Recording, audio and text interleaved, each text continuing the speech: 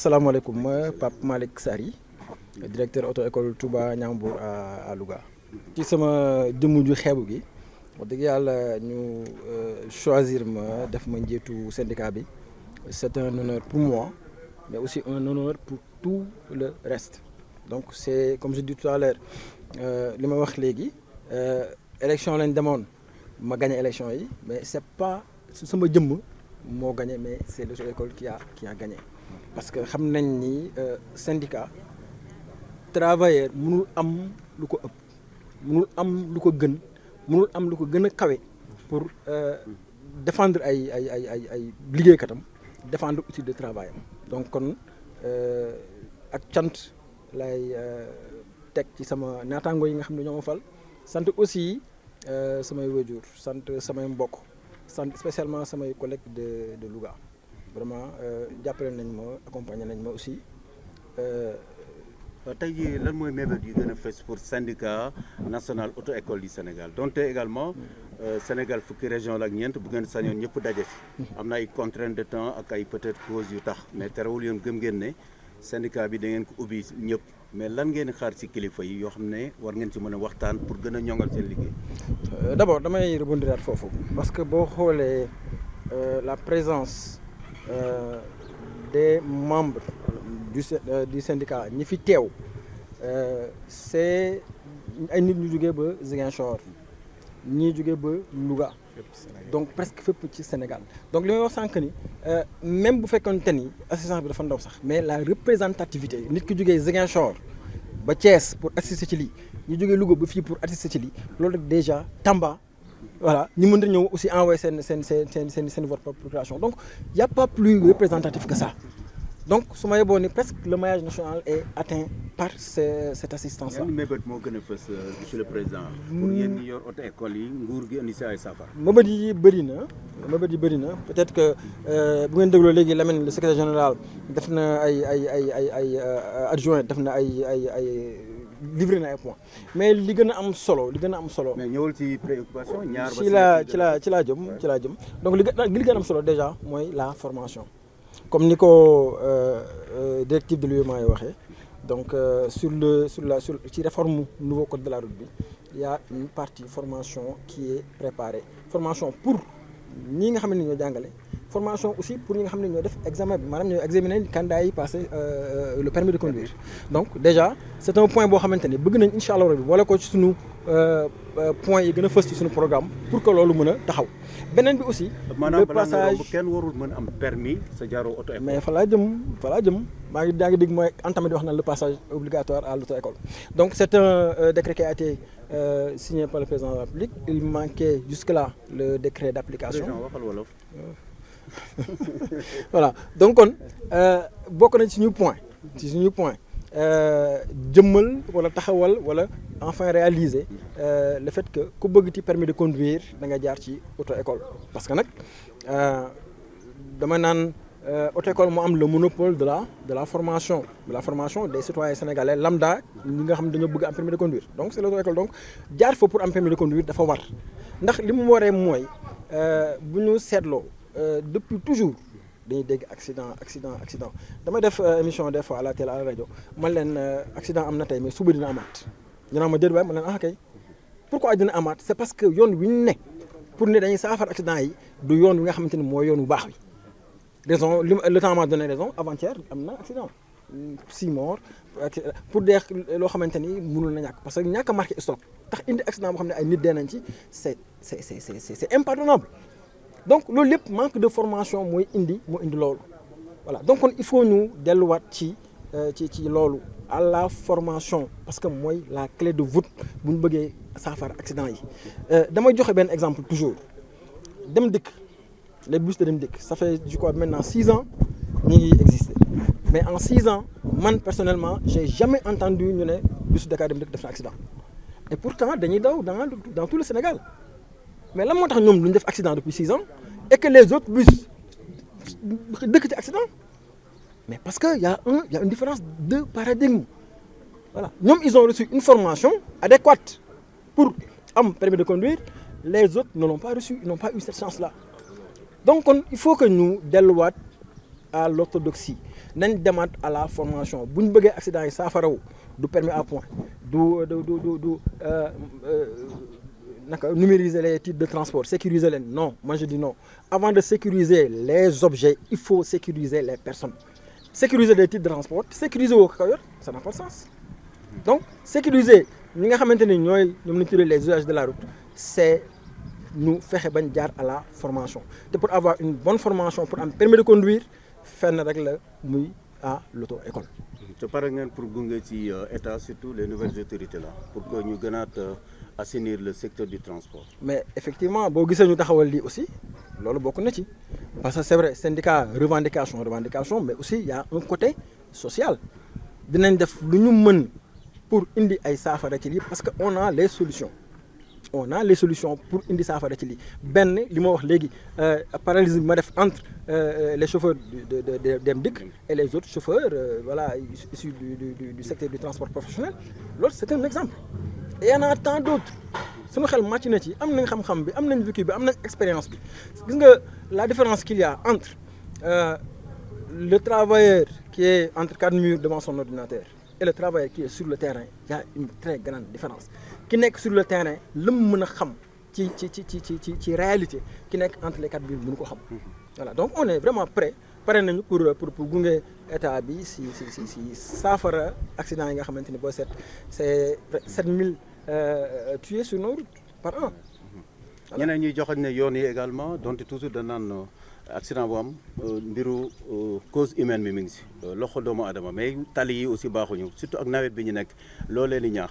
xam nga man dama am benn jàngat man je dis que bu accident amee c'est à 100% l'individu la personne je dis à 100% mosoo leen gis oto buy dawal boppam oto du mooy contrôler ay pneus oto du mooy contrôler essuie-glace oto du mooy contrôler ses feux donc c'est la nit ki la moo nekk à la base moo nekk ci kanamu lépp donc bu accident amee man je dis à 100% que c'est l'individu mooy dawal oto bi mais du oto bi mooy dawal nit ki donc kon tëli yi ngay wax par exemple mais man dama ci am benn leçon bu gàtt conduire en conséquence man c'est ça ma philosophie conduire en conséquence c'est quoi tëli bi dafa xat ma daw nànk tëli bi dafa bëri virage ma daw nànk mi ngi taw damay réduire sama vitesse parce que nee nañ buy taw da ngay réduire sa vitesse de 20 km/h par rapport ak vitesse bi ñu la may et cetera mais tout ça c'est des choses yoo xamante ne nag ñi dawal bu ñu ko xamul mënuñu ko appliquer.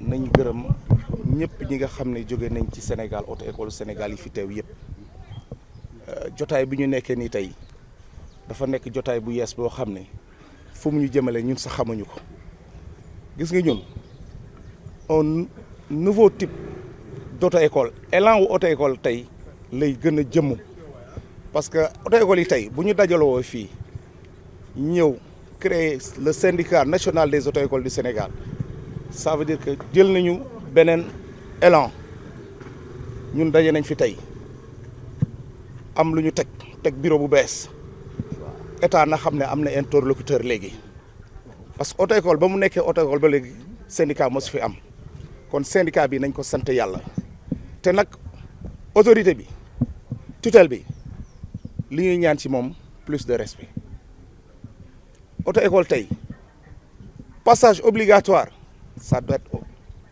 automatique tey lëkkaloo nañu dinañ yëkkatandoo di dóorandoo te nag on demandera une audience le plus rapidement possible avec le ministre des transports parce que am nañu ay mbëbët auto école am na foo xam ne toll na fa bépp sénégalais dafa war a jaar obligatoirement parce que code de la route bi bu bees bi moo ko laaj donc jàppante bi ñu jàppante nii yaakaar naa ni tey autorité bi am na interlocuteur valable léegi parce que association la ñu nekkoon auto école mosul am syndicat xam leen ne taxaw na te on ira de l'avant ndax li ñu mel nii ñu jóge Sénégal gi yëpp ñëw fii kon bokk tutelle bi na xam ne désormais ñun taxaw nañu pour xeex lépp li nga xam ne mooy jëmal auto école kanam les droits moraux et professionnels seront devant nous lépp dinañ ko teg ndax ñu gën dans le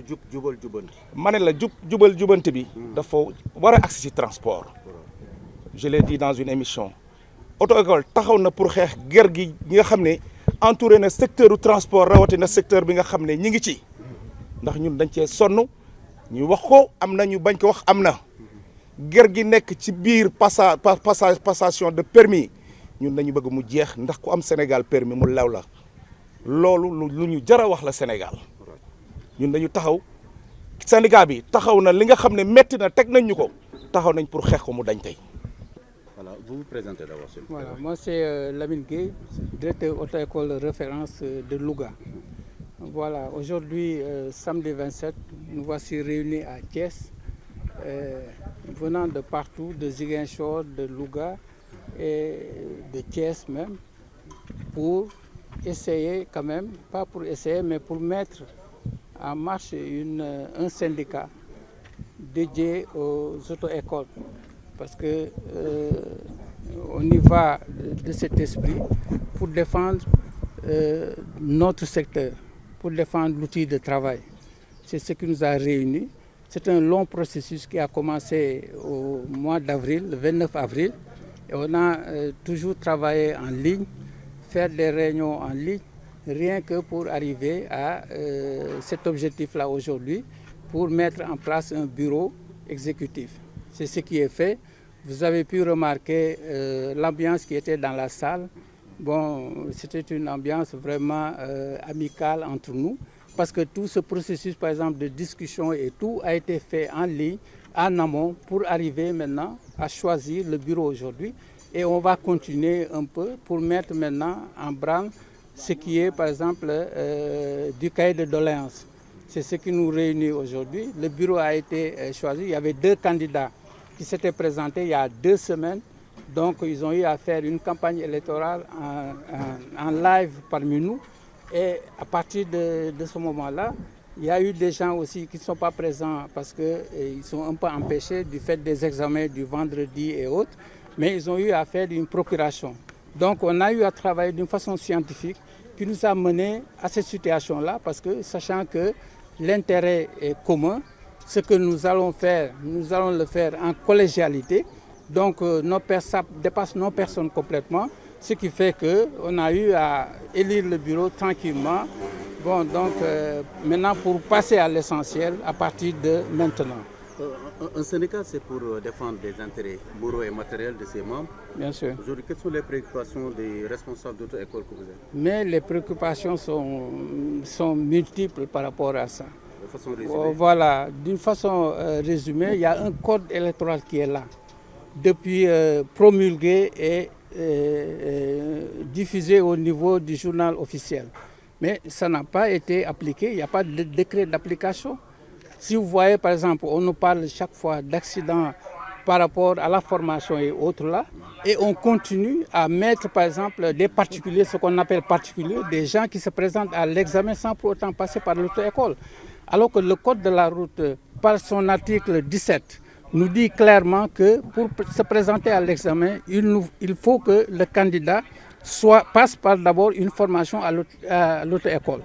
D'abord, là, c'est un point majeur parce que les accidents actuellement, jusqu'à hier, on en parlait, le ministre en parlait aussi, ce qui fait qu'on va, de ce point, discuter de cette situation. Il y a aussi le problème de la formation, c'est au niveau du code. Mais depuis 2022, on est au niveau statique. Et là, ce qu'on va faire, on va un peu anticiper par rapport à l'État pour faire notre formation en interne, en attendant maintenant que ça se développe. Voilà. Là, on lance un appel aux autorités par rapport à ces situations pour qu'on puisse discuter. Il y a d'autres problèmes qu'on ne peut pas mettre sur la place publique comme ça, mais qu'on voudrait en discuter avec eux. Et ce sera l'objet, par exemple, de la suite que nous allons donner aujourd'hui pour discuter un peu du cahier de doléances. L'État a appelé des assises du transport dans quelques semaines. Certainement, vous y serez? Oui, nous y serons. Aujourd'hui, on a mis le syndicat. À partir de demain, la correspondance va partir et on a même avisé le ministre par rapport à ce que nous sommes en train de faire. On a fait le tour des pouvoirs publics qui s'en occupent, au ministère, à l'inspection du travail. On a même écrit aux partenaires technico-financiers pour nous venir en soutien par rapport à ces situations. Mais rien n'est perdu d'avance. On va retourner sur le terrain, sensibiliser de plus nos collègues qui sont dans les régions, parce que depuis avril, on est en train d'y travailler et il y a toujours dans un monde quelqu'un qui prend le train en marche, bon, qui sont en retard et tout ça, mais l'important c'est qu'on continue la sensibilisation pour que tout le monde soit impliqué et que les choses se passent rapidement, parce que notre préoccupation majeure, c'est ce qui se passe dans nos routes. Les accidents, à chaque fois, on nous dit que c'est dû à l'erreur humaine. Par commencer, la formation. Il faut qu'on aille par rapport à ces situations et on est prêt quand même, par rapport à cela, y travailler pour qu'il n'y ait zéro accident sur nos routes. Le bureau est mis en place. Quelle est l'appellation officielle de ce syndicat et qui est ce capitaine d'équipe? Parce que quand même, une équipe a toujours un capitaine. Le secrétaire général élu. Voilà, donc le bureau est composé du président qui est Pape Malik Saré, directeur d'auto-école à Louga. Donc vous avez un président? On a un président. Okay. On a son adjoint qui est Théodore Ndion, qui est directeur d'auto-école à Thiès. Jean-Paul II. On a aussi le secrétaire général Ibrahim Badji qui vient de Ziguinchor. Je suis son adjoint Lamine Gueye, auto-école référence Louga. On a le trésorier qui est à Dara, Abdourahmane Sow. Il y a ici son adjoint Mbakela qui est de Mbour. Donc vous avez vu qu'on a une diversité géographique par rapport au bureau, mais rien n'empêche qu'on travaillera quand même d'arrache-pied, parce qu'on l'a testé avec le Covid et on l'a même pris sur notre compte pour faire ce travail qui nous a permis aujourd'hui de nous réunir.